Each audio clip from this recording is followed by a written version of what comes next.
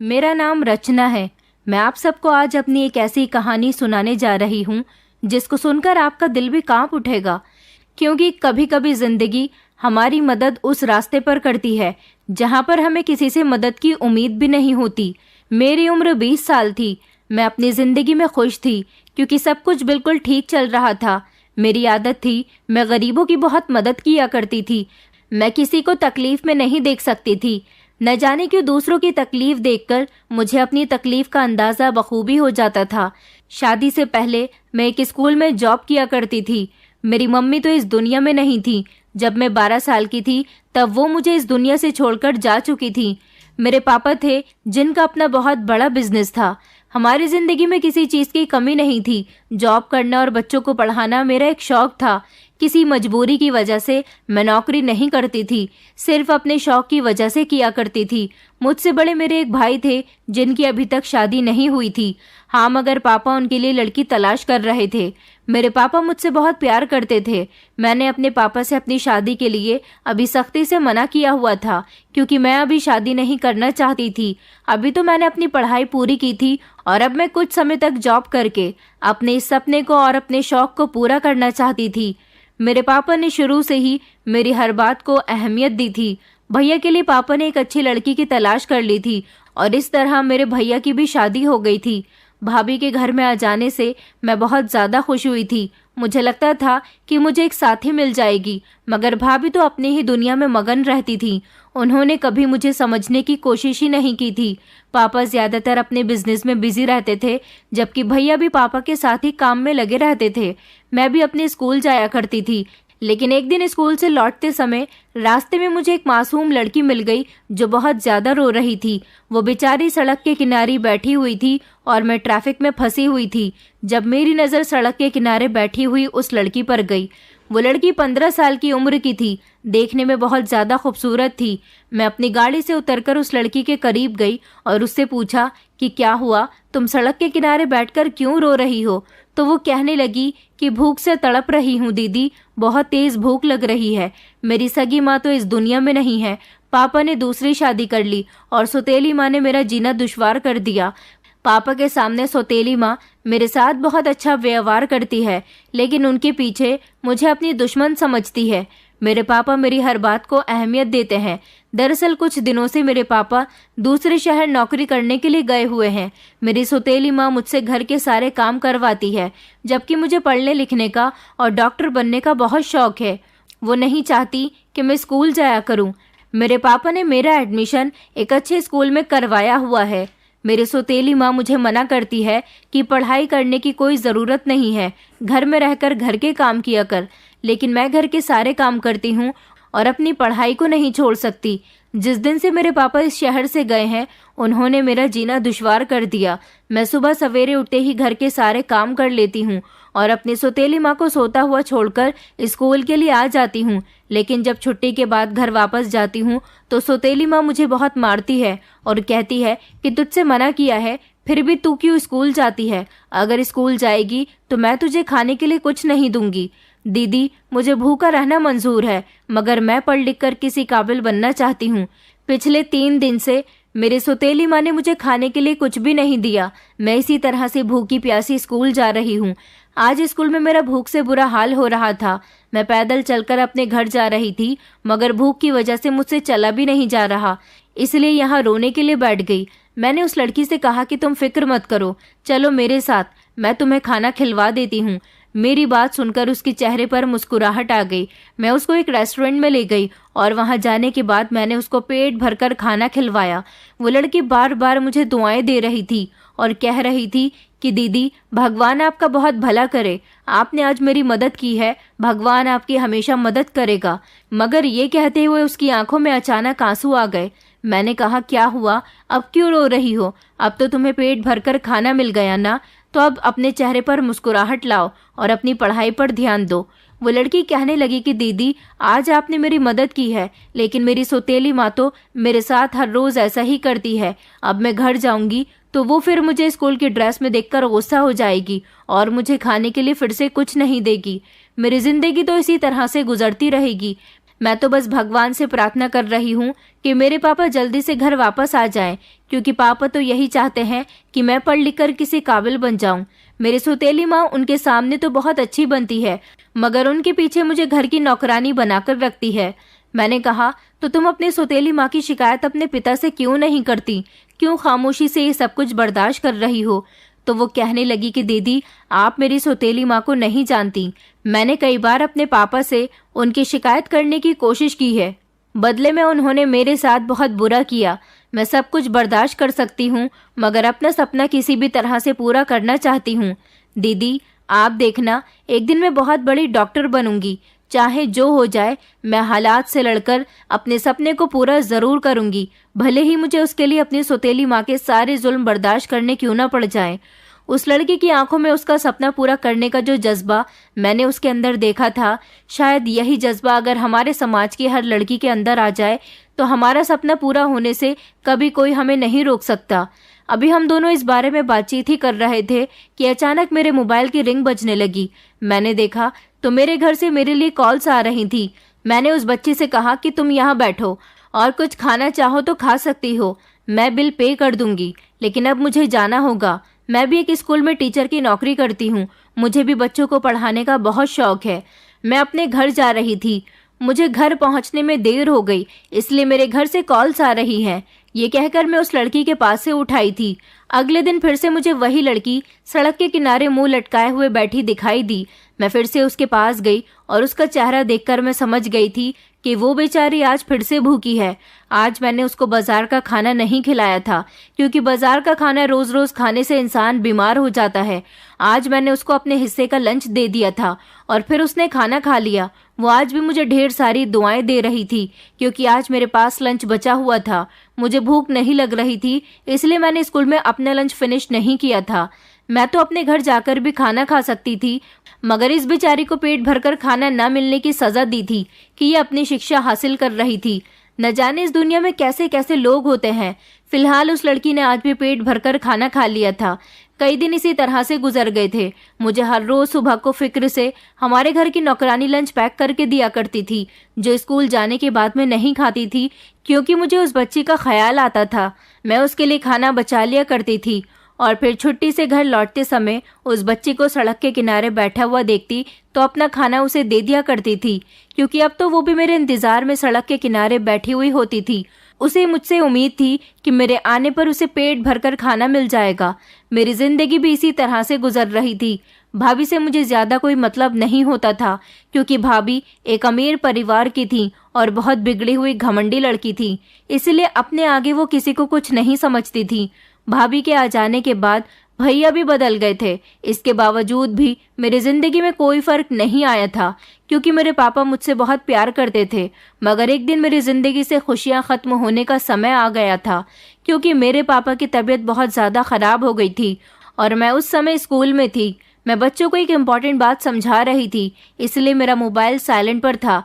घर से मुझे ढेर सारी कॉल्स आ रही थी, लेकिन मोबाइल साइलेंट होने की वजह से मुझे कॉल्स का पता ही नहीं चल रहा था। जैसे ही मेरी क्लास खत्म हुई तो मैंने अपने मोबाइल पर ध्यान दिया। ये देखकर मैं दंग रह गई कि मेरे फोन पर ढेर सारी मिस्ड कॉल्स हैं। मैंने जैसे ही पलटकर कॉल की तो मुझे पता चला कि मेरे पापा की बहुत ज़्यादा तबीयत खराब हो गई है। इसलिए मैं जल्दी से अपने घर के लिए निकल गई। घर जाकर मुझे पता चला कि पापा को अस्पताल में एडमिट करवाया गया है। मैं फौरन ही घर से अस्पताल के लिए निकली और जब अस्पताल पहुंची तो वहां जाकर पता चला कि जस्ट अभी पापा की मौत हुई है और वो मुझे याद करते करते इस दुनिया से चले गए। वो दिन मेरी जिंदगी का सबसे भयानक दिन था, क्योंकि उस दिन के बाद से ही मेरी जिंदगी में बुरा समय आना शुरू हो गया था। अपने पापा की मौत पर मैं फूट फूट कर रोई थी, क्योंकि एक मेरे पापा ही थे जिन्होंने मुझे माँ और पिता दोनों का प्यार दिया था। भले ही वो अपने बिजनेस में बहुत ज़्यादा बिजी रहते थे, लेकिन उन्होंने अपनी बेटी के साथ प्यार करने पर कभी कोई कमी नहीं छोड़ी थी। भाभी के आ जाने के बाद भैया ने अपनी बहन पर ध्यान देना बंद कर दिया था, लेकिन मेरे पापा एक ऐसे इंसान थे जिन्होंने मेरी छोटी छोटी खुशियों का ख्याल रखा था, और आज मेरा इतना ख्याल रखने वाला इंसान मुझसे जुदा हो गया था। अपने पापा की मौत का सदमा मुझे काफ़ी दिनों तक रहा था, जिसकी वजह से मैंने स्कूल जाना भी छोड़ दिया था और अब मैं ज़्यादातर घर में ही रहती थी। मेरे चेहरे से हंसी तो बिल्कुल ही खत्म हो गई थी, क्योंकि मेरे पापा की मौत का सदमा डायरेक्ट मेरे दिल को जाकर लगा था। मैं हर रोज अपने पापा को याद करके रोती रहती थी। भाभी जब ये बात देखती कि मैं घर में सारा दिन अपने कमरे में बंद रहती हूँ, तो उन्होंने अपनी दोस्तों को घर में बुलाना शुरू कर दिया, क्योंकि अब उनको रोक टोक करने वाला कोई भी नहीं बचा था। पापा की मौत के कुछ दिनों बाद भैया ने दोबारा से ऑफिस जाना शुरू कर दिया था और मैं पापा के सदमे को दिल से लगाए बैठी कमरे में बंद रहती थी। भाभी से कोई कुछ कहने वाला भी नहीं था। भाभी अपनी फ्रेंड्स को घर तो बुलाती ही थी, साथ ही साथ खूब पार्टियां भी करती थी। एक दिन मैं अपने कमरे में थी जब मुझे तेज गानों की आवाज आ रही थी, और ये आवाज तो हमारे घर से ही आ रही थी। मैं अपने कमरे से बाहर निकली तो देखा कि भाभी अपने फ्रेंड्स के साथ हॉल में गाने बजाकर डांस कर रही थी। मैं फौरन ही उन लोगों के पास गई और मैंने जोर से म्यूजिक सिस्टम पर हाथ दे मारा था, जिसकी वजह से वो बंद हो गया। मैंने भाभी से कहा, भाभी आपको शर्म नहीं आती? अभी पापा की मौत को हुए ही कितने दिन हैं और आप यहाँ अपने दोस्तों को बुलाकर नाच गाना कर रही हो। मेरी भाभी कहने लगी, तो क्या तुम्हारी तरह तुम्हारे बाप की मौत का सदमा दिल को लगाए रहूं? वो तुम्हारा बाप था, मेरा बाप नहीं था। मैंने भाभी से कहा कि आप ये कैसी बातें कर रही हो? पापा आपके ससुर थे, उन्होंने आपको बहू नहीं बल्कि हमेशा बेटी समझा था। आपको ऐसे शब्द पापा के लिए अपने मुंह से नहीं निकालने चाहिए। अगर ये बात भैया को पता चल गई तो आप जानती हो कि भैया आपसे कितना नाराज होंगे। भाभी कहने लगी कि ये बात उनको कौन बताएगा, तुम या फिर मैं? तुम फिक्र मत करो, तुमसे पहले ये बात मैं उनको खुद बता दूंगी। और हाँ, आइंदा अगर तुमने मेरे किसी भी मैटर में रोक टोक करने की कोशिश की तो मुझसे बुरा तुम्हारे लिए कोई भी नहीं होगा। मैंने भाभी के हाथ पर ध्यान दिया तो ये देखकर मैं दंग रह गई थी, क्योंकि उनके हाथ में शराब का गिलास था, जबकि उनकी बाकी सारी फ्रेंड्स के हाथ में भी ड्रिंक्स के गिलास थे। मैं हैरान रह गई थी। मैंने कहा, भाभी आप हमारे घर में शराब पी रही हो? हमारे घर में आज तक किसी ने भी ड्रिंक नहीं की है। वो कहने लगी कि तुम्हारे यहाँ किसी ने ड्रिंक नहीं की होगी, मगर मैं तो शुरू से ही ड्रिंक करती हूँ। मैंने उनके हाथ से गिलास छीनने की कोशिश की तो उन्होंने मेरे मुंह पर एक जोरदार थप्पड़ मार दिया और नौकर से कहकर जबरदस्ती मुझे मेरे कमरे में भेज दिया। कहने लगी कि आज मैं तुम्हारा इलाज जरूर करूंगी, आने दो तुम्हारे भाई को। मैं अपने कमरे में जाकर फूट फूट कर रोई थी। भाभी बहुत बुरी थी, ये बात तो मैं अच्छी तरह से जानती थी, लेकिन वो इतनी घटिया और बिगड़ी हुई भी थी कि वो हमारे ही घर के अंदर शराब पी रही थी और अपनी घटिया दोस्तों के साथ डांस कर रही थी। मुझे तो बहुत गुस्सा आ रहा था। रात के समय जब भैया आए तो उन्होंने हंगामा करना शुरू कर दिया। हंगामे की आवाज सुनकर जैसे ही मैं अपने कमरे से बाहर गई तो भैया ने कहा कि तुमने आज मेरी पत्नी को उसकी दोस्तों के सामने इंसल्ट की है। मैंने देखा तो भाभी की आंखों में आंसू थे। मैंने कहा, भैया मैंने भाभी की कोई इंसल्ट नहीं की। तो भैया कहने लगे कि देखो अपनी भाभी को, जब से मैं ऑफिस से आया हूँ रोई जा रही है और उसकी दोस्तों ने भी मुझे फोन करके बताया है कि तुम्हारी बहन बहुत बदतमीज है। आज उसने हम सबके सामने तुम्हारी पत्नी पर हाथ उठाया। बताओ क्या वो भी झूठ कहेंगी? भैया की बात सुनकर तो मेरे पैरों तले से जमीन निकल गई थी कि भला मैं भाभी पर हाथ कैसे उठा सकती हूँ, जबकि हाथ तो उन्होंने मुझ पर उठाया था। मगर मैं समझ गई थी कि ये सब मेरी भाभी को रोक टोक करने की सजा है। भैया ने उसी दिन फैसला कर लिया था कि वो मेरी शादी कर देंगे और फिर ऐसा ही हुआ था। भाभी मुझे घर से निकालने में कामयाब रही थी। मैं शादी होकर अपनी ससुराल आ गई थी। मैं नहीं जानती थी कि मेरी शादी किसके साथ हुई है। हाँ, मगर जिस घर में मेरी शादी हुई थी, मेरे पापा अगर जिंदा होते तो कभी भी ऐसे परिवार में मेरी शादी नहीं करते, क्योंकि ये मिडिल क्लास लोग थे। भाभी ने अपनी दुश्मनी मुझसे निकालने के लिए जानबूझकर भैया से कहकर मेरी शादी ऐसे परिवार में करवाई थी जहां पर मैं खुश ना रह सकूं।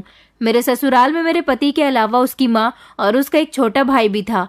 हमारे पास भगवान का दिया सब कुछ था, लेकिन फिर भी मेरे भैया ने मेरी शादी सिंपल तरीके से की थी और मुझे दहेज में भी कुछ नहीं दिया था। जब मैं इन लोगों के घर शादी होकर आ गई तो मेरा पति मेरी खूबसूरती की तारीफ करता था। उसको देखकर लगता था कि वो मुझे चाहता है, मगर नियत खराब तो मेरी सास की थी, जो बात बात पर मुझे ताना दिया करती थी कि इतने बड़े घर की बेटी होने के बावजूद भी तुम खाली हाथ हमारे घर पर आई हो। मैं उनको यही समझाने की कोशिश करती थी कि शादी करना अगर बेटियों के बस की बात होती तो वो अपनी मर्जी के मुताबिक शादी करती। मैंने तो अपने घर की इज्जत को बचाने के लिए अपने भाई की मर्जी से शादी की है। मेरी सास इस बात पर मुझे खूब डांटती थी, कहती थी कि तुम बड़े घर की बेटियां इसी तरह से जबान चलाती हो, मगर तुम्हें इस घर में सुकून से रहने का हक तभी मिलेगा जब तुम अपने हिस्से का दहेज हमें लाकर दोगी। मैंने अपनी सास से कहा कि मैं आपकी बात का कोई मतलब नहीं समझ पाई, तो वो कहने लगी कि तुम जानती हो कि हम गरीब लोग हैं, मेरे दोनों ही बेटे मजदूरी करते हैं। मैं तो अपने बेटे के लिए तुम्हें इस घर में बहू बनाकर इसीलिए लेकर आई थी ताकि तुम्हारे आने से ढेर सारा दहेज आएगा और तुम्हारे घर वाले दहेज में कुछ रकम भी देंगे, जिससे मेरा बेटा अपना कारोबार शुरू कर सकेगा। मगर तुम तो यहाँ खाली हाथ ही आ गई। अब भला बताओ हमारे घर का गुजारा कैसे चलेगा? तुम्हारी भाभी ने तो मुझे भरोसा दिलाया था कि वो अपनी नंद को दहेज में ढेर सारा सामान और मोटी रकम के साथ विदा करेगी, मगर तुम्हारी भाभी तो बड़ी चालाक और झूठी औरत निकली।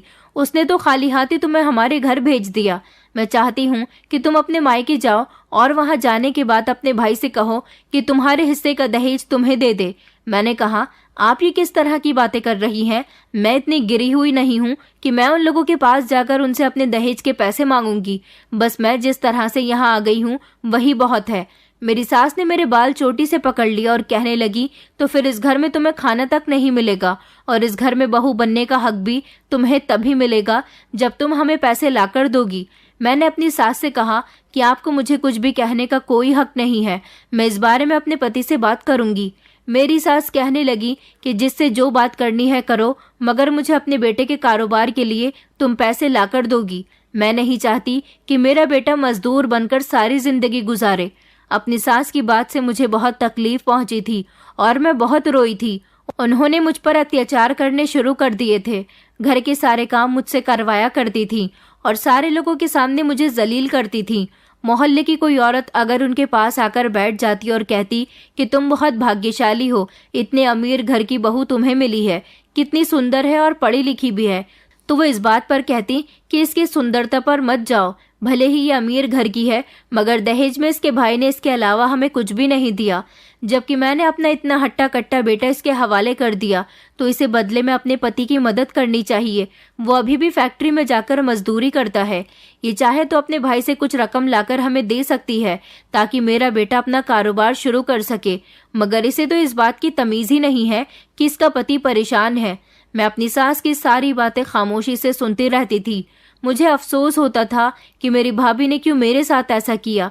मुझे याद है कि जब भैया को गुस्सा आ रहा था तो भैया ने भाभी से कहा था कि तुम इसके लिए कोई अच्छा सा रिश्ता तलाश करो, मैं जल्द से जल्द इसकी शादी करना चाहता हूँ।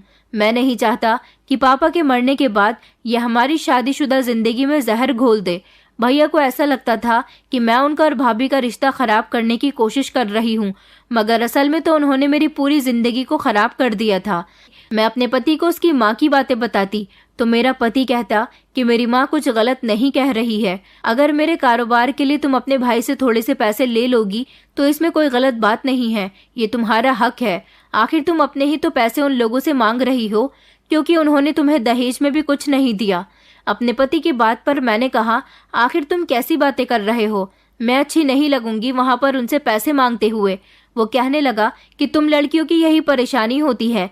तुमने मेरी मम्मी को नहीं देखा, उन्होंने मेरे पापा के लिए कितने सैक्रिफाइसेस किए हैं, और तुम हो कि अपने भाई से मेरे कारोबार के लिए पैसे नहीं मांग सकती। मेरा पति मुझसे इस बात पर नाराज रहने लगा था। कई साल इसी तरह से गुजर गए थे और फिर मेरी सास ने अपने छोटे बेटे का रिश्ता तय कर दिया था और उन्होंने मेरे देवर की शादी भी अमीर परिवार में तय की थी। लड़की वालों को मेरी सास ने यही बताया था कि उनकी बड़ी बहू भी बहुत अमीर परिवार की है। उन्होंने जबरदस्ती उन लोगों से बड़ाइयां मारी थी, जबकि मेरा देवर भी इस लड़की को बहुत पसंद करता था। मेरे देवर का रिश्ता पक्का हो चुका था। मेरी सास को इस बात का बहुत घमंड था कि आने वाली बहू ढेर सारा दहेज लेकर आएगी। मेरी सास मुझे दिन रात ताने मारती रहती थी, जबकि मेरा पति भी मुझसे कोई बात नहीं करता था और वो मुझसे दूर दूर रहता था। इस घर में मेरी हैसियत किसी नौकरानी की तरह थी। मैं हमेशा अपनी किस्मत पर रोती रहती थी। फिर एक दिन मैं तंग आकर अपने भैया के पास अपने पति के कारोबार के लिए पैसे मांगने चली गई। मैं वहां गई तो भाभी का बिहेवियर मेरे साथ बिल्कुल भी अच्छा नहीं था, लेकिन फिर मैंने भाभी को इग्नोर किया और भैया से बात करने की कोशिश की। जब मैंने भैया को पूरी बात बताई तो मेरे भैया कहने लगे कि माफ करना, मैं तुम्हें पैसे नहीं दे सकता क्योंकि तुम्हारी सास एक घटिया औरत है। अगर आज मैंने तुम्हें पैसे दे दिए तो तुम्हारी सास को बढ़ावा मिल जाएगा और वो हर बार तुम्हें यहाँ पर पैसे लेने के लिए भेजा करेगी। उससे कहो कि अपने बेटे से कहे कि मेहनत किया करे, अपनी मेहनत से भी तो वो अपना कारोबार खड़ा कर सकता है। ज़रूरी नहीं है कि हम लोग उसे पैसे देंगे तभी वो अपना कारोबार खड़ा करेगा। मैंने अपने भैया से कहा, ये बात तो आप लोगों को मेरा रिश्ता करते समय सोचनी चाहिए थी। आप लोगों ने मेरी शादी एक ऐसे परिवार में की है जहाँ पर सब लोग लालची हैं। मेरे भैया कहने लगे कि तुम्हारा भाग्य वहीं पर जुड़ा हुआ था। मैंने कहा, नहीं भैया, भाभी और आपने मुझसे न जाने कौन से जन्म का बदला निकाला है। पापा अगर जिंदा होते तो वो कभी ऐसा नहीं होने देते। मैं गुस्सा होकर वहां से उठाई थी क्योंकि मुझे अब अपने भैया से भी कोई उम्मीद नहीं थी और मैंने सोच लिया था कि अब चाहे जो हो जाए मैं किसी के भी कहने पर इन लोगों से मदद मांगने के लिए कभी नहीं आऊंगी। मैं शर्मिंदा होकर अपने घर आई तो मेरी सास ने मुझसे सवाल किया कि क्या हुआ, पैसे लेकर नहीं आई। उन्होंने मेरा लटका हुआ चेहरा और खाली हाथ देखे तो कहने लगी कि याद रखना, तुम्हें इस घर से निकालने में अब ज्यादा समय नहीं लगाऊंगी। मैं खामोश रही क्योंकि इससे ज्यादा मैं कुछ नहीं कर सकती थी। सब लोगों का बिहेवियर मेरे साथ बहुत खराब था। मेरे देवर की शादी के घर में तैयारियां चल रही थी जिस पर घर में काम बहुत ज्यादा बढ़ गया था और सारे काम का लोड मेरी सास ने मुझ पर ही डाल दिया था। और फिर मेरे देवर की शादी हो गई और देवरानी विदा होकर हमारे यहाँ आ गई। देवरानी तो अपने मायके से ढेर सारा दहेज लेकर आई थी। उस दिन के बाद से तो मेरी इस घर में और ज्यादा बेइज्जती होनी शुरू हो गई थी और फिर देखते ही देखते मेरी शादी को पूरे 10 साल गुजर गए। मगर मेरी जिंदगी की परेशानियां वहीं की वहीं रहीं क्योंकि मेरी सास मेरी देवरानी को ज्यादा अहमियत देने लगी थी। देवर भी अपनी पत्नी के पल्लू से बंधा रहता था। मेरे पति ने भी कभी मुझसे इतना प्यार नहीं किया था जितना मेरा देवर अपनी पत्नी से करता था। आज मुझे पता चल रहा था कि पैसे और पैसे वालों की कितनी अहमियत होती है। मेरी सास और मेरी देवरानी सारा दिन घर में आराम करती और एक दूसरे के साथ हंसी मजाक किया करती थी और मैं नौकरानी की तरह इतनी गर्मी में सारा दिन कभी घर की सफाई करती तो कभी घर में झाड़ू बर्तन किया करती थी। इन लोगों को खाना भी बिस्तर पर चाहिए होता था। मैं अपने पति को देख देख कर अपनी मोहब्बत के लिए तरसती थी क्योंकि वो घर में होता तो मुझे देखकर इग्नोर किया करता था। इन सब लोगों का यही कहना था कि अगर मैं अपने पति के कारोबार के लिए अपने भैया से पैसे ला दूंगी तो ये लोग मुझे इस घर में अहमियत देना शुरू कर देंगे। लेकिन अब इतने साल गुजरने के बाद इन लोगों को भी पता चल गया था कि मुझे पैसे देने वाला कोई भी नहीं है। ये लोग पैसे मंगवाने पर खामोश तो हो गए थे मगर अपनी हरकतों से बाज नहीं आए थे। मैं दोबारा अब अपने भैया के आगे झुकना नहीं चाहती थी। अब जब से मेरी देवरानी इस घर में आई थी सब लोग उसके दीवाने हो गए थे। देवरानी जैसा कहती इस घर में वैसा ही होता था। देवरानी मुझे बहुत उल्टी सीधी बातें सुनाती थी। कहने को तो मैं रिश्ते में उससे बड़ी थी लेकिन वो तो ज्यादा दहेज और पैसे लाने की वजह से इस घर की मालकिन बनकर रह गई थी। वो कभी कभी मेरी सास को भी कुछ भी कह देती थी जिस पर मेरी सास बुरा नहीं मानती थी और मुझे तो मेरी सास छोटी छोटी बात पर बातें सुनाया करती थी। एक दिन मेरी देवरानी ने अपने मायके वालों को खाने पर इनवाइट किया था और मुझे मेरी सास और देवरानी ने कहा था कि मेहमानों के लिए अच्छा सा खाना बनाकर तैयार कर लेना। मैंने उन लोगों के लिए खाना तैयार कर दिया था। रात को जब सब लोग एक साथ खाना खा रहे थे तो मेरी देवरानी की मम्मी ने मेरी तरफ देखकर कहा कि बेटा तुम अपनी जेठानी से भी कह दो, ये भी हमारे साथ बैठकर खाना खा लेंगी। मेरी देवरानी ने मेरे ही मुंह पर अपनी मम्मी से कहा कि ये मेरी जेठानी नहीं है बल्कि इस घर की नौकरानी है। उसकी बात सुनकर उसकी मम्मी अचानक चौंक गई थी। फिर उसने सफाई देते हुए कहा कि मम्मी आप नहीं जानती कि ये तो खाली हाथ ही यहाँ पर आई है, इसलिए इसकी हैसियत इस घर में बहू की नहीं बल्कि एक नौकरानी की है। ये बात सुनकर मेरी सास और देवरानी जोर जोर से हंसने लगी थी जबकि उन लोगों के सामने मेरी खूब इंसल्ट हो रही थी। उस दिन मुझे बहुत बुरा लग रहा था और मैं बुरी तरह से रो रही थी। मेरी शादी को धीरे धीरे 10 साल होने वाले थे लेकिन अभी तक मेरे पास कोई औलाद नहीं थी क्योंकि मेरा पति तो मुझे समय ही नहीं देता था। मेरी देवरानी की एक खूबसूरत बहन भी थी। मैंने नोटिस किया था कि वो अब हमारे घर पर ज्यादा आने जाने लगी थी और मेरे पति पर डोरे डालने लगी थी। मुझे उसका ये सब करना बिल्कुल भी पसंद नहीं था, इसलिए मैंने अपनी सास से उसकी शिकायत लगाई थी। मेरी सास ने कहा था कि तुमने तो मेरे बेटे के लिए कुछ भी नहीं किया। अब अगर मैं छोटी बहू की बहन को इस घर में तुम्हारी जगह अपने घर की बड़ी बहू बनाकर ले आऊंगी तो मुझे बहुत फायदा होगा और मेरे बेटे को भी इस बात से कोई एतराज नहीं है। मैं तो अपनी सास की ये बात सुनकर दंग रह गई थी। आखिर मुझे इस घर में रहते हुए 10 साल गुजर गए थे। अब अगर मेरे पति ने मुझे छोड़ दिया तो मैं कहाँ जाऊंगी। मैंने सास से कहा कि आप ऐसा कुछ नहीं कर सकती। अभी मैं इस बात पर अपनी सास से बहस कर ही रही थी कि अचानक देवरानी हम लोगों के बीच आ गई और कहने लगी कि क्या हुआ, किस बात पर बहस हो रही है। मैं तो खामोश हो गई थी, मगर मेरे मुंह पर ही मेरी सास ने कहा कि कुछ नहीं बहू, इससे कह रही हूँ कि यह हमारे घर से चली जाए, क्योंकि मैंने अपने बड़े बेटे के लिए लड़की तलाश कर ली है। मेरी देवरानी कहने लगी कि अच्छा मम्मी जी, आपने किस लड़की को भैया के लिए देखा है, जरा मुझे भी तो बताइए, क्योंकि अगली बार आप इस जैसी लड़की को उठाकर मत ले आना। कोई खानदानी लड़की लेकर आना जो अमीर परिवार से बिलोंग करती हो। मेरी सास कहने लगी, अरे बहू, मैंने सोचा है कि तुम्हारी छोटी बहन तुम्हारी जेठानी बन जाए।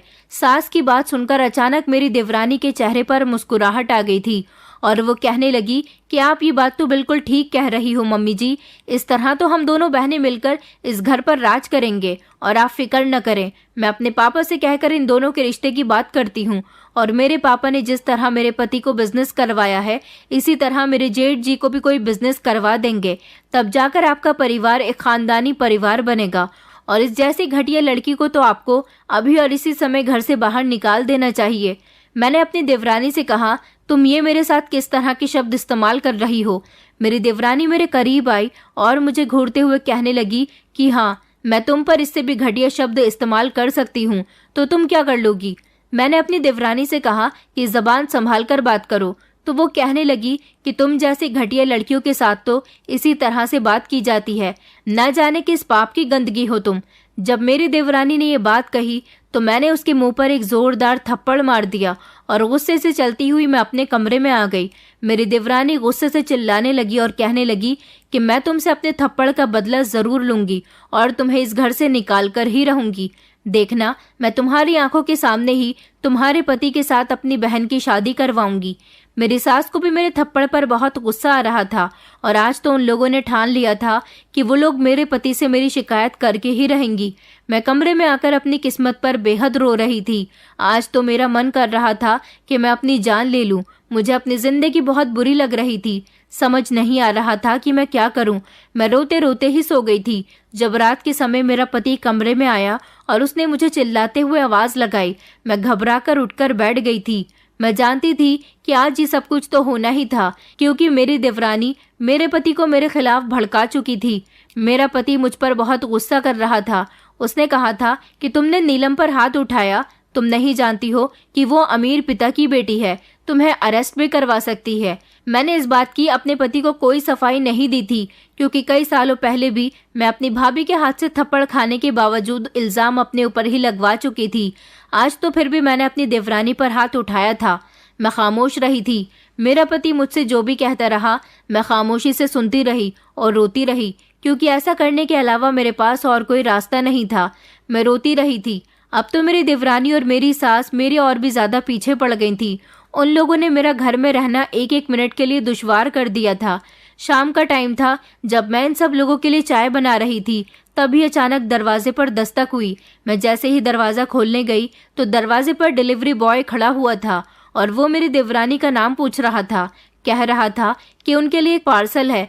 मैंने अपनी देवरानी को डिलीवरी बॉय के बारे में बताया तो वो जल्दी से पार्सल लेने के लिए आ गई थी, मगर उसने मुझे दरवाजे से वापस भेज दिया था और कहा था कि जाओ, जाकर अपना काम करो, हम लोगों को क्यों तक रही हो।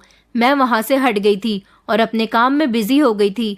मैं नहीं जानती थी कि मेरी देवरानी ने क्या मंगाया है। मेरी देवरानी बार बार मेरे पति को मेरे खिलाफ भड़का रही थी और उसको ये लालच दे रही थी कि आप इसे छोड़ दोगे तो मैं आपकी शादी अपनी छोटी बहन से करवा दूंगी। लेकिन मेरे पति के दिल में अभी भी मेरे लिए ज्यादा मोहब्बत तो नहीं, मगर थोड़ी सी दरिया दिली जरूर थी, इसलिए वो मुझसे थोड़ी सी हमदर्दी रखता था। तभी तो अपनी माँ और देवरानी के इतना कहने पर भी वो मुझे डाइवोर्स नहीं दे रहा था। मैं इन लोगों से बहुत तंग आ चुकी थी, लेकिन आज मेरा दिल अजीब तरह की घबराहट का शिकार हो रहा था। मुझे भूख तो नहीं लग रही थी। फिर सोचा कि घर के सब लोग तो खाना खा ही चुके हैं, मैं खाना खाने के बाद आराम से लेट जाऊंगी, क्योंकि मुझे घर के काम करते करते बहुत थकान महसूस हो जाती है। घर के सब लोग पहले ही एक साथ बैठकर खाना खा लिया करते थे। मुझे इतनी भी परमिशन नहीं थी कि मैं उन सब लोगों के बीच बैठकर खाना खाया करूं, इसलिए सारे काम से फ्री होकर मैं किचन में अकेली बैठकर खाना खाया करती थी। मैं अपने लिए खाना निकालकर खाना खाने ही वाली थी कि अचानक मुझे मेरी सास ने किसी काम के लिए आवाज लगा ली और मैं उनकी बात सुनने के लिए गई तो मेरी सास ने मुझसे अपनी दवाई मंगवाई थी। उनको दवाई देने के बाद जब मैं दोबारा से किचन के अंदर आई तो ये देखकर मैं घबरा गई थी कि मेरी देवरानी आज किचन से बाहर निकल रही थी। उसे देखकर मैं चौंक गई थी, क्योंकि जिस दिन से वो इस घर में आई थी उसने अभी तक किचन में कदम नहीं रखा था, क्योंकि वो किचन में कोई काम करती ही नहीं थी। उसे जो भी चाहिए होता था बिस्तर पर बैठे बैठे मैं ही दिया करती थी। न जाने वो क्यों किचन के अंदर आई थी और वो मुझे घूरती हुई कमरे से बाहर निकल गई। उसके बाद मैं खाना खाने बैठ गई थी। खाना खाते ही मैं बर्तन धोने लगी, लेकिन बर्तन धोते धोते ही मुझे अचानक अपनी आंखों के सामने अंधेरा आता हुआ नजर आया और मुझे बहुत तेज घबराहट होने लगी। मेरी समझ नहीं आ रहा था कि मेरे साथ ये सब कुछ क्या हो रहा है। मैं बहुत ज़्यादा डर रही थी, क्योंकि मेरा दिल उल्टी से भर भर कर आ रहा था, मगर मुझे उल्टी नहीं हो रही थी। मुझे कमज़ोरी महसूस होने लगी और मेरी आंखों के सामने अंधेरा आने लगा। जैसे ही मेरी आंखों के सामने पूरी तरह से अंधेरा छा गया और मैं बेहोश हो गई तो मैं ज़मीन पर गिर गई थी। फिर मुझे पता ही नहीं चला कि मेरे साथ क्या हुआ और मुझे कब ये लोग अस्पताल लेकर गए, क्योंकि जब मैंने अपनी आंखें खोलकर देखा तो मेरे पास कोई भी नहीं था। मैं अस्पताल के बेड पर पड़ी हुई थी। मैंने चिल्लाना शुरू कर दिया तो एक नर्स आई और उसने मुझे शांत रहने के लिए कहा। कहने लगी कि लेटी रहो। मैंने कहा, मैं कहाँ हूँ और मुझे यहाँ कौन लेकर आया? मेरी बात सुनकर नर्स कहने लगी कि तुम तसल्ली रखो, मैं अभी डॉक्टर को बुलाकर लाती हूँ, तुम्हारी तबीयत ठीक नहीं है। थोड़ी देर के बाद जब डॉक्टर आई तो उसने मुझे चेक किया और वो मेरी तरफ बड़ी गौर से देखने लगी और कहने लगी कि आप मुझे पहचान गई हैं। मैंने कहा, तुम कौन हो? मैं तुम्हें नहीं जानती, लेकिन ये बताओ कि मुझे यहाँ कौन लेकर आया और मुझे क्या हुआ है? वो डॉक्टर मेरा चेकअप करते हुए कहने लगी कि दरअसल आपको जहर दिया गया था। आप जिंदगी और मौत की जंग लड़कर आज यहाँ अपनी आंखें खोल पाई हैं।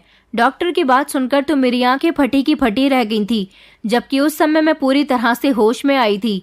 डॉक्टर कहने लगी कि आपके आरोपियों को मैं जेल पहुंचाने की पूरी तैयारी कर चुकी हूँ। बस पुलिस आपके बयान का इंतजार कर रही है। अब आप होश में आ गई हैं और कुछ सही सलामत लग रही हैं। मैं थोड़ी देर में पुलिस को बुला लूंगी, वो आपका बयान ले लेंगे और आपके आरोपी जेल के पीछे होंगे। डॉक्टर की बात सुनकर मैं दंग रह गई। मैंने कहा, तुम किस तरह की बातें कर रही हो? मुझे तो किसी ने भी जहर नहीं दिया। उसने कहा, दीदी आप यहाँ पिछले 3 दिन से बेहोश हैं। आपको आपका पति यहाँ लेकर आया था और जब हमने आपका चेकअप किया तो आपके शरीर में जहर पाया गया। इंसान जहर या तो खुद खाता है या फिर कोई उसे खिलाता है। जब तक वो खुद खाता है तो ज़रूर खुदकुशी करने की कोशिश करता है, और अगर कोई उसे ज़बरदस्ती या धोखे से खिला देता है तो वो उसे मारने की कोशिश करता है। इसलिए हमने पुलिस को इन्फॉर्म कर दिया और पुलिस ने भी आपके आरोपी का पता लगाने की कोशिश की, मगर बिना सबूत और गवाह के तो पुलिस आपके आरोपी को अरेस्ट नहीं कर सकती थी। इसलिए मैंने आपके आरोपियों के बारे में जानने की कोशिश की। मैंने ठान लिया था कि मैं आपके आरोपी के बारे में जानने की कोशिश करूंगी। इसलिए मैंने आपके ससुराल वालों को बता दिया था कि आपके शरीर में जहर पाया गया है, और फिर एक ऐसा जहर जो हमारे देश में मिलता भी नहीं है। इस जहर को दूसरे देश से मंगवाया गया है, और जिसने आपको ये जहर दिया है वो ये बात अच्छी तरह से जानता है कि इस जहर को कितनी क्वांटिटी में देना है, और उतनी ही क्वांटिटी देने पर इंसान की मौके पर ही मौत हो सकती है। जब आप यहाँ आई थी तो आपकी हालत बहुत ख़राब थी। मैंने आपको बचाने में एड़ी चोटी का जोर लगा दिया और पुलिस को भरोसा दिलाया कि मैं आपको बचाकर ही रहूँगी, मगर मैंने देखा था कि आपके घर की एक औरत जो कि रिश्ते में अपने आप को आपकी देवरानी बता रही थी, वो बार बार यहाँ आपकी हालत जांचने के लिए आ रही थी और बहुत परेशान नजर आ रही थी। बाकी घर वालों को तो कोई ऐसी दिक्कत नहीं थी, सब लोग शांत बैठे हुए थे। यहाँ तक कि आपके पति को तो आपसे कोई मतलब ही नहीं था। वो आपको यहाँ एडमिट कराने के बाद खुद यहाँ से चला गया, जबकि पुलिस केस हो जाने पर उन सब लोगों से कह दिया गया कि डॉक्टर आपको बचाने की कोशिश कर रही है और आप जैसे ही होश में आएंगी तो आपका बयान ले लिया जाएगा। उसके मुताबिक पता चल जाएगा कि आपको जहर किसने दिया था। मैंने कहा, लेकिन मुझे पता ही नहीं चला कि मुझे कब जहर दिया गया। हाँ, मगर इतना ज़रूर याद है कि खाना खाने के बाद मुझे चक्कर आने लगे थे और मैं बेहोश हो गई थी। मेरी बात सुनकर डॉक्टर कहने लगी कि लेकिन मैं जानती हूँ कि आपको जहर किसने दिया था, क्योंकि हम लोग आपको होश में लाने की कोशिश कर रहे थे और अब ये पूरा केस आपके बयान पर डिपेंड है। जब आपके घर वालों को ये बात पता चली तो आपकी देवरानी मेरे पास आई थी। मैं समझ गई थी कि जरूर वो अपने किसी मकसद से मेरे पास आई है, इसलिए मैंने उससे बात करने की पूरी तैयारी कर ली थी। उसने मुझे 10 लाख रुपए दिए और पैसे मेरे सामने रखते हुए कहने लगी कि डॉक्टर, किसी भी तरीके से मेरी जेठानी बचनी नहीं चाहिए, उसे मारकर इस केस को खत्म कर दिया जाए। आप पुलिस को बता देना कि रचना इलाज के दौरान मर गई। इस तरह ये केस यहीं पर खत्म हो जाएगा और हम दोनों के बीच जो बात हो रही है इस बारे में किसी को मत बताना। ये पैसे रखो और अपना मुंह बंद कर लो। मैंने कहा, तो इसका मतलब ये है कि पेशेंट को आपने मारने की कोशिश की है। मेरी बात सुनकर पहले तो वो शर्मिंदा हुई, फिर कहने लगी कि जी हाँ, मैं उसे जहर देना तो नहीं चाहती थी, मगर धोखे से दे दिया। मैंने कहा, धोखे से कोई किसी को जहर कैसे दे सकता है? तो उसने मुझे बताया कि मैं अपनी जेठानी को मारकर अपनी छोटी बहन की शादी अपने जेठ से करवाना चाहती थी, ताकि हम दोनों बहनें उस घर में राज करें। और वैसे भी मेरी जेठानी को घर में कोई पसंद नहीं करता। मेरा जेठ उसे डाइवोर्स देने पर तैयार नहीं हो रहा था, इसलिए मैंने उसे मारने का प्लान बनाया और मैंने उसे जहर दे दिया था। उसकी पूरी बात पर मैंने उससे कहा था कि आप फिक्र न करें, आपकी जेठानी इस दुनिया से जल्दी ही चली जाएगी और ये केस क्लोज हो जाएगा। उसको तो मैंने तसल्ली दे दी थी, मगर उसे फंसाने की मैं पूरी तैयारी कर चुकी थी, क्योंकि मैंने अपने फ़ोन का रिकॉर्डर ऑन कर लिया था और हम दोनों की बातचीत मोबाइल में रिकॉर्ड हो गई। पुलिस को मैंने वो रिकॉर्डिंग दे दी और पुलिस पहले आपका बयान लेना चाहती है। उससे पहले पुलिस उनको अरेस्ट नहीं करेगी, क्योंकि जहर आपको ज़बरदस्ती नहीं बल्कि खाने में मिलाकर दिया गया था, जिससे शायद आप अनजान हैं। डॉक्टर की बात सुनकर तो मेरे होश उड़ गए थे कि मेरी देवरानी इतनी भी गिर सकती थी। उसने मुझे मारने की कोशिश की। ये तो अच्छा हुआ कि डॉक्टर बहुत भली थी और उसने मुझे बचा लिया। फिर मैंने अपने दिमाग पर जोर डाला और मुझे याद आया कि इसका मतलब उस दिन मेरी देवरानी मेरे खाने में जहर मिलाने के लिए किचन में गई थी। मैंने डॉक्टर से हाथ जोड़कर कहा कि तुम्हारा बहुत बहुत शुक्रिया, वरना मुझे पता भी नहीं चल पाता और ये लोग मुझे इस दुनिया से भेज देते। इस दुनिया में कितने घटिया लोग रहते हैं कि अपने फायदे के लिए दूसरों की जान लेने पर भी उतर आते हैं। मैं बार बार उसका शुक्रिया अदा कर रही थी। डॉक्टर कहने लगी कि आप बार बार मुझसे शुक्रिया मत कहिए, क्योंकि मैंने आपके किए हुए एहसान का बदला लिया है। उसकी बात सुनकर अचानक मैं चौंक गई। मैंने कहा, आपका क्या मतलब डॉक्टर? तो वो कहने लगी, आपने मुझे नहीं पहचाना, मगर आपको मैं पहली नज़र में देखते ही पहचान गई थी। जब आपका पति आपको यहाँ लेकर आया था, आपको याद नहीं कि पिछले 10 साल पहले आपने एक लड़की को सड़क पर खाना दिया था?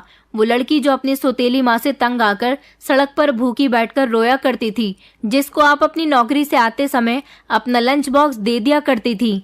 वो लड़की कोई और नहीं बल्कि मैं हूँ। और मैंने आपसे कहा था ना कि मैं एक दिन ज़रूर डॉक्टर बनूंगी, और देखिए आज पूरे 10 साल बाद मैं एक कामयाब डॉक्टर बन गई हूँ। आप मुझे खाना खिलाया करती थी, फिर एक दिन अचानक आप कहीं गायब हो गई। कई दिन तक मैं भूख से तड़पती रही, मगर फिर मैंने फैसला कर लिया था कि मैं अपना घर छोड़ दूंगी, क्योंकि मेरे पिता की दूसरे शहर में मौत हो गई और मैं अच्छी तरह से जानती थी कि मेरे पिता के अलावा मेरा इस दुनिया में कोई भी नहीं है। सौतेली माँ तो मुझे पिता की जीते जी ही नहीं समझती, उनके मरने के बाद मेरा क्या हाल करेगी। इसलिए मैं अपना घर छोड़कर भाग आई थी और मेरा टकराव एक ऐसे इंसान से हुआ जिसने मेरी पूरी जिंदगी को बदल कर रख दिया। दरअसल जब मैं घर से रोते हुए निकली थी, तब मेरा एक्सीडेंट एक गाड़ी से हो गया था और मेरे काफ़ी गहरी चोट आई थी। वो एक ऐसे कपल की गाड़ी थी जिनके पास कोई औलाद नहीं थी। मेरे बहुत चोट आई, जिस वजह से उन्होंने मेरा इलाज करवाया। काफ़ी दिनों तक मैं अस्पताल में रही थी। जब मैं होश में आई तो उन लोगों ने मुझे बताया कि उनकी वजह से मेरा एक्सीडेंट हो गया था। उन लोगों ने मुझसे माफ़ी मांगी और मुझसे कहने लगे कि तुम कहाँ से हो, हम तुम्हें तुम्हारे घर छोड़ आते हैं। मैंने उन्हें अपनी पूरी कहानी बताई तो उन लोगों की आंखों में आंसू आ गए और उन्होंने कहा कि अब हम तुम्हें तुम्हारी सौतेली माँ के हवाले नहीं करेंगे, बल्कि हम तुम्हारी परवरिश करेंगे। इस तरह से उन लोगों ने मेरी परवरिश की और मुझे पढ़ा लिखाकर उन्होंने मेरा सपना भी पूरा कर दिया और आज मैं यहाँ आपके सामने मौजूद हूँ। आपको देखकर मैंने सोच लिया था कि अब मैं आपके आरोपियों को सज़ा दिलवाकर ही रहूंगी और अब मैं पुलिस को बुला रही हूँ। आप पुलिस को सारे बयान दे देना, क्योंकि आपके ससुराल वाले अच्छे लोग नहीं हैं और आपकी देवरानी ने आपको जान से मारने की कोशिश की है। उसकी बात सुनकर मुझे आज इस बात का एहसास हो गया था कि इंसान कभी किसी के साथ अच्छाई करता है तो वो उसे पलटकर ज़रूर मिलती है और मेरी मदद आज इस लड़की ने की थी जो अपनी लगन और मेहनत के साथ आज डॉक्टर बनकर मेरी आंखों के सामने खड़ी हुई थी और उसने मेरा इलाज करके मेरी जान बचाई थी, बल्कि उसने मेरे आरोपियों को भी सजा दिलवाने की पूरी कोशिश की थी। मैंने उससे कहा था कि तुम पुलिस वालों को बुला लो, मैं उन्हें बयान देने के लिए तैयार हूँ। डॉक्टर ने पुलिस वालों को बुला लिया था। पुलिस वालों के पास सबूत तो पहले ही थे। मेरे बयान के बाद ये बात और पक्की हो गई थी कि मुझे मेरी देवरानी ने जहर दिया था। इस तरह मेरी देवरानी को तो पुलिस ने अरेस्ट कर लिया था, लेकिन मैंने अपने ससुराल वालों को भी माफ नहीं किया था। उन लोगों ने भी पूरे 10 साल तक मेरी जिंदगी को नर्क बना दिया था। मैंने अपने साथ हुआ एक अत्याचार पुलिस को बता दिया, जबकि पुलिस ने बाकी लोगों को भी दहेज उत्पीड़न के आरोप में गिरफ्तार कर लिया था। मेरा पति और मेरी सास मुझसे माफी मांग रहे थे, लेकिन मैंने उनमें से किसी को भी माफ नहीं किया था, क्योंकि सारी जिंदगी उन लोगों ने मुझे बहुत परेशान किया। पुलिस ने जब मेरी देवरानी के मुंह से सारी सच्चाई उगलवा ली थी और मेरी देवरानी ने ये बात भी बता दी थी कि उसने ये जहर विदेश में रहने वाले अपने एक दोस्त से डिलीवर करवाया था, मैं तब समझी थी कि उस दिन वो डिलीवरी बॉय वही जहर लेकर आया था। इस तरह मेरे सारे आरोपियों को सजा मिल गई थी और आज मैं ये बात जान गई थी कि जो लोग दूसरों के साथ बुरा करते हैं उनके साथ भी एक न एक दिन बुरा जरूर होता है, और जो लोग दूसरों के साथ अच्छाई करते हैं उनको भी उनकी अच्छाई का सिला जरूर मिलता है। जैसे मुझे मेरी अच्छाई का सिला डॉक्टर के रूप में मिल गया था। डॉक्टर की तो मैं आज भी बहुत शुक्रगुजार थी। अस्पताल से डिस्चार्ज होने के बाद कुछ दिन तक तो मैं डॉक्टर के साथ उसके घर पर रही थी, क्योंकि वो मुझे अपने साथ ले गई थी। लेकिन कुछ दिनों के बाद मैंने अपने लिए एक रेंट का घर लिया था। फिर एक दिन मेरी मुलाकात मेरे पापा के पुराने दोस्त, जो मेरे पापा के फैमिली लॉयर भी हुआ करते थे, उनसे हो गई। वो मुझे देखते ही पहचान गए थे और कहने लगे कि बेटी, मैं तुम्हें न जाने कब से तलाश कर रहा हूँ, तुम मुझे आज इतने सालों के बाद मिली हो। उन्होंने मुझे एक ऐसी खबर सुनाई जिसे सुनकर मेरे होश उड़ गए थे। वो मुझे अपने साथ अपने ऑफिस ले गए और वहां जाने के बाद उन्होंने मुझे जायदाद के वो पेपर्स दिए जो मेरे पापा ने मरने से पहले मेरे नाम कर दिए थे। मरने से पहले मेरे पापा ने अपनी आधी प्रॉपर्टी भैया के नाम और आधी प्रॉपर्टी मेरे नाम कर दी थी। भैया ये बात अच्छी तरह से जानते थे, इसलिए उन्होंने भाभी के साथ मिलकर जल्दबाजी में मेरी शादी कर दी थी और ऐसे परिवार में की थी जहां जाने के बाद मुझे किसी बात की सच्चाई का पता न चले और मैं अपनी ही दुनिया में बिजी हो जाऊं। मगर लॉयर अंकल ने अपनी दोस्ती पापा के साथ इतनी गहरी निभाई थी कि उन्होंने भैया को मेरी जायदाद के हिस्से के पेपर्स नहीं दिए।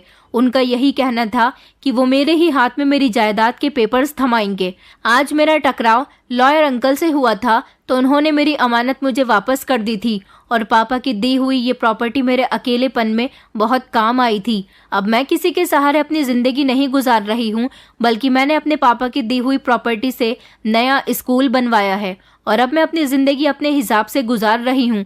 अब मैं किसी पर डिपेंड नहीं हूँ और ना ही अब मैं दोबारा शादी करना चाहती हूँ, क्योंकि मैं जान गई हूँ कि ससुराल वाले भी भाग्य से मिलते हैं। अब मैं अच्छा कमाती हूँ और अपनी जिंदगी अपने हिसाब से जी रही हूँ। दोस्तों, उम्मीद करती हूँ आपको हमारी कहानी पसंद आई होगी। कहानी पसंद आई है तो वीडियो को लाइक करें, चैनल पर नए हैं तो चैनल को सब्सक्राइब करें और हाँ, नोटिफिकेशन बेल को जरूर दबाएं ताकि अगली अपडेट सबसे पहले आपको मिले।